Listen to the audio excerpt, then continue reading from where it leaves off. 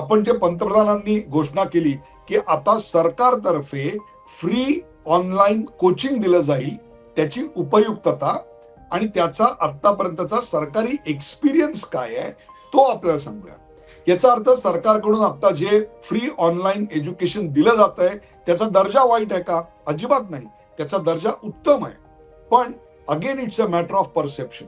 जसं ग्रामीण भागामध्ये किंवा शहरात सरकारी शाळा म्हणजे त्याचा दर्जा बेकारच असणार असा प्रचार झाला आणि असे काही अनुभव देखील आले. मी नाही म्हणत नाहीये, म्हणजे जे आता कॉक्रोच जनता पार्टीची मुलं काही ठिकाणी जाऊन शिक्षक वेळेवर उपस्थित नाही आहेत वगैरे सगळ्या गोष्टी दाखवतात, त्या काही खोट्या आहेत अशातला भाग नाही याचं. कारण त्यांच्यावर काही माझा फार विश्वास आहे अशातला भाग नाही.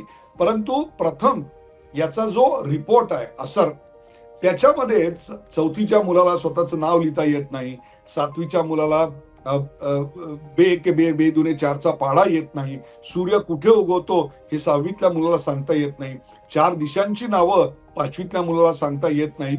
हे सगळं जे शिक्षणाची दुरावस्था आलेली आहे किंवा at any given point of time 25% teachers are on leave, हे भयानक भीषण सत्य वर्षानुवर्ष आपल्या समोर येते.